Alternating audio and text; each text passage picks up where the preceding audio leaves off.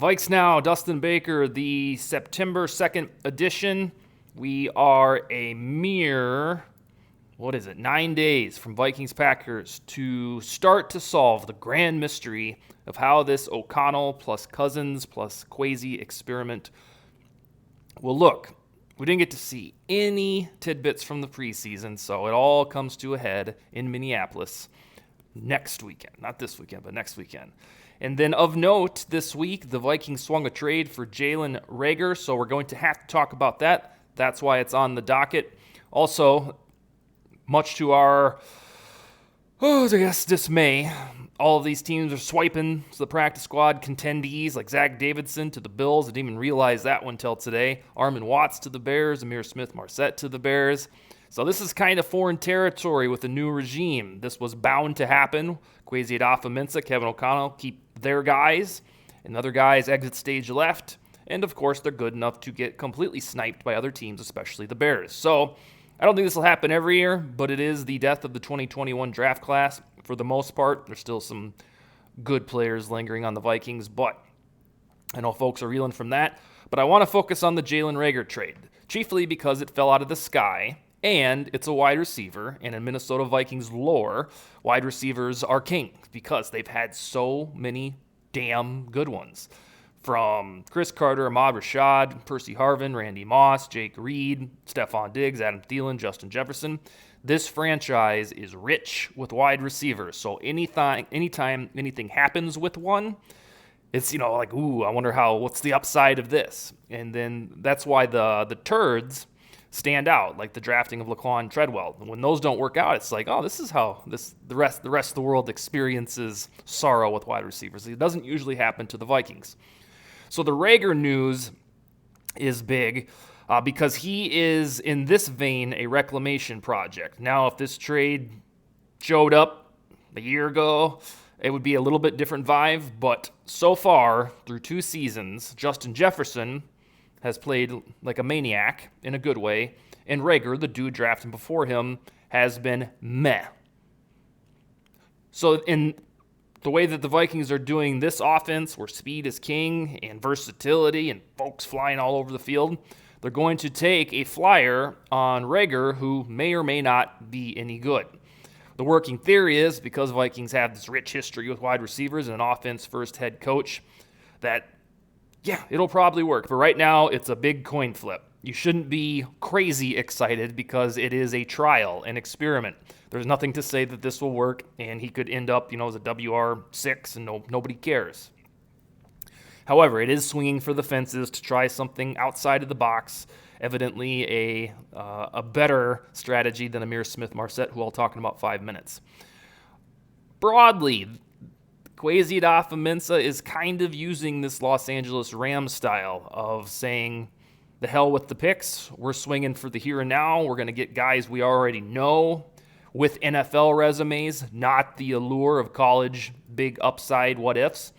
And it's not, a total Rams trading first-round picks every single year, which they have since 2016, and Jared Goff is the last dude that they picked.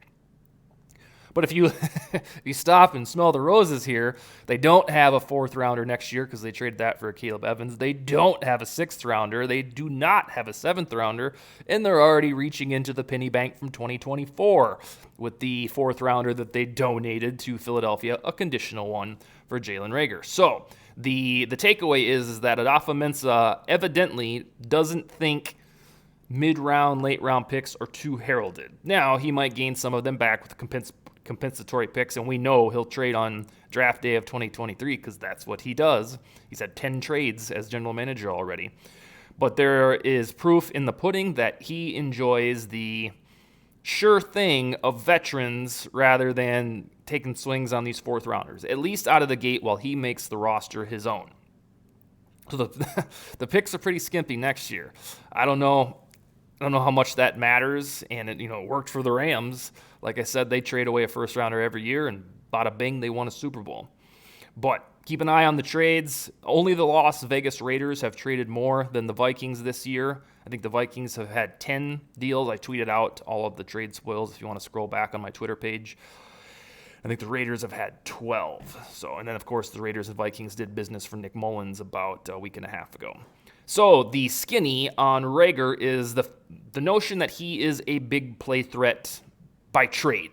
He hasn't really done that so far in the NFL. However, what he does and why he was taken before Jefferson is his home run hitter capability. And that's kind of probably what the Vikings hope they're going to see.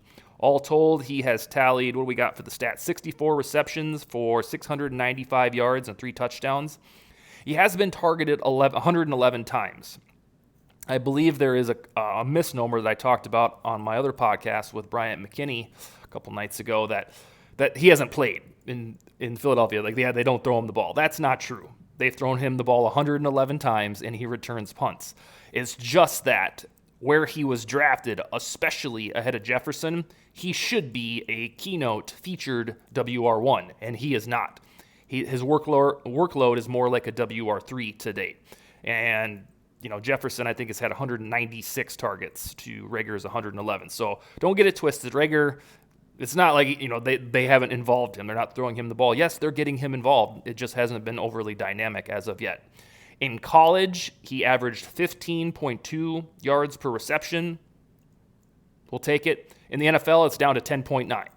So the variance is alarming. Even last year, it was under 10 yards per reception that Reagor was bringing in. And for somebody with his talents, speed, and especially on vertical routes, he should be way above 9 point blah, blah, blah, because, that's almost what running backs have. So it'll be interesting to see if they get him involved kind of at a clip that KJ Osborne was last year. It's difficult to determine because it's a brand new offense, and we don't know how many wide receivers will truly be involved. We used to have parties when WR3s made catches. Do you remember those days? That wasn't too long ago. So the speed is there. I want to point out the variance in speed, at least in terms of interpretation and lead up to the draft. At the combine, Jalen Reagor ran a 4.47, which is a lot faster than you and a lot faster than me. And then down in Houston, he did a quasi-pro day where he allegedly ran a 4.22, which, is ungodly in a good way. So we know that he's fast. We don't know how fast. I know that the emphasis on the 40-yard dash is dwindling, over the years, cone drills and all that stuff. But it's still a metric to use as a baseline to see how fast. So they're getting a very fast commodity. We just don't know if he's like Tyreek Hill fast. But I guess we'll find out in less than 2 weeks. This is also the man, Jalen Reagor, that was laughed at by Rick Spielman and Mike Zimmer on draft night. And it probably wasn't him personally. But as I've said, the Eagles, during that pandemic draft that was all virtual, the one where Belichick's dog was drafting, that lady was taking a poop, and then people were doing their business in the other room, that crazy draft, the Vikings were on tap right after the Eagles. The Eagles selected Reagor, and then there's the Twitter video of Spielman and Zimmer laughing because they thought, Jefferson's probably going to be off the board here. But nope. Eagles don't have a very good track record of drafting wide receivers. Their WR room looks good right now, but that's because a lot of them aren't organically grown. A large takeaway about this is completely unforeseen is that Amir Smith-Marsette doesn't work here anymore. He was the guy that was axed to make room for Jalen Reagor. It couldn't have been Luigi Villain or Blake Brandel or one of these no names. It had to be Amir Smith-Marsette, who looked fabulous at the end of 2021 and was trending to be the WR4. But I think this is a lesson of me, you, and fans in general overvaluing a player from our houses or our couches, because it was like seamlessly. They're like, oh yeah, we're going to release Amir Smith-Marsette, and he landed with the Bears. Now you get to see him a couple times a year if he's actually any good there. But this one fell out of the sky because he felt like a shoo-in to make the 53-man roster, which he did for a day, and then gone. They picked Jalen Naylor over Amir Smith-Marsette, which shocked the hell out of me. So the Smith-Marsette era with the Vikings was short-lived, and now he remains in the NFC North with the Chicago Bears, who have about 7 dudes outside of Darnell Mooney, 6 dudes that are WR3 or WR2, and Amir Smith-Marsette is going to fit in with the rest of them. And for their sake, Byron Pringle and Velus Jones and Amir Smith-Marsette and whatever else dudes they have, we'll see if one of them breaks out.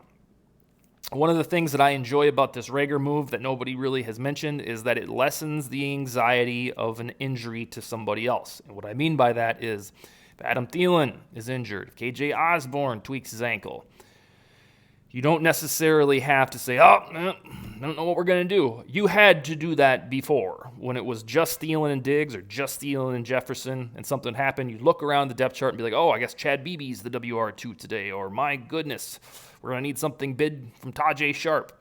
Now, the guy that can fill in is a first-rounder, Jalen Reagor, that you'd be like, all right, let's see. He's going to be under the bright lights.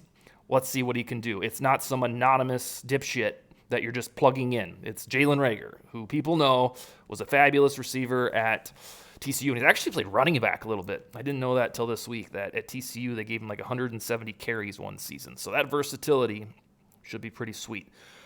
In the event somebody like Thielen, Jefferson, Osborne, more so than maybe 3 weeks ago, you can reduce the angst, because that would be the time when Reagor could step up and you'd see what he's really about with a quarterback like Cousins and an offense led by Kevin O'Connell. He's the instant punt returner, which is a mixed bag. I know that when the deal was announced, folks were like, boom, there's your punt returner. And I get it. That's fine. It's like, I hate to tell you guys, he's got some struggles there. You'll recall last year against the Bucs, he muffed a couple of once. And, now he plays for the Vikings, so yay. He also returned one to the house against the Packers. You might have seen that circulating on the internet. So it's a mixed bag. It's cool that they don't have any mystery about the punter, but it's not like he's just some god that's going to be back there returning punts. You have to hope for the best that he's figured his shit out. What else we got on Jalen Reagor? Oh, yeah, so Kwesi, not afraid to trade. My goodness. I think we're going to have to get used to this. I don't know if it's a standalone new guy thing, but right and left. If you look at, 4 trades in the past 2 weeks? Nick Mullins, Ross Blacklock, Jesse Davis, Jalen Reagor. And, Spielman liked to trade. Call him Trader Rick for nothing, but not like this. This is a lot of stuff, and especially that draft, NFL draft in April. He traded all over the place. He traded more than anybody. So if you like trades, you've got the general manager that suits your liking. Overall, I do like this move. I'm just, I guess, ho-hum on it compared to, oh my God, we got Jalen Reagor. No, I think it is a good trial. The 4th rounder, conditional one, a little expensive, but it also could be a circumstance where by week 7, we're like, holy shit, Reagor's got 4 touchdowns and 500 receiving yards. That's all he needed was a geographical cure. I do like the move. I'm just not absolutely enamored with it. And I am puzzled that they had to release Amir Smith-Marsette, because I didn't think they do that. But there must be more to that story, whether he wasn't good at blah, blah, blah, or wasn't studious. I don't know. There had to be a reason. It's not like they just forgot that Amir Smith-Marsette was the wrong guy to release. I think the major takeaway, if you're trying to warm up to this or you're upset about Smith-Marsette leaving, is that they did this for a reason. They've shown, Kwesi and O'Connell have shown for months that they're tactical and they act with purpose. And they have a plan for Reagor, just like they have a plan for Blacklock. So you can give them the benefit of the doubt. I know you were sour from the end of the Spielman and Zimmer era, but this wasn't done on a whim, or at least I don't think so. I think you owe it to Reagor to figure out what he can be as a WR4, or if something happens to Osborne, Jefferson, or Thielen, even higher than that on the depth chart. And the very last takeaway is, don't be singularly scarred by Rick Spielman. At this time of the year is when he started getting on his bullshit. Trading for Chris Herndon, trading for Kari Vedvik, trading for Sam Bradford, a first-round pick, trading for Yannick Ngakoue. So I think when you get an alert to your phone that says the Vikings have traded for Jalen Reagor, there's an instant and inherent, gulp. Now, why did they do that? Well, that's the bad on the trades, especially late summer trades. We did a whole show on them. Those were orchestrated by different humans.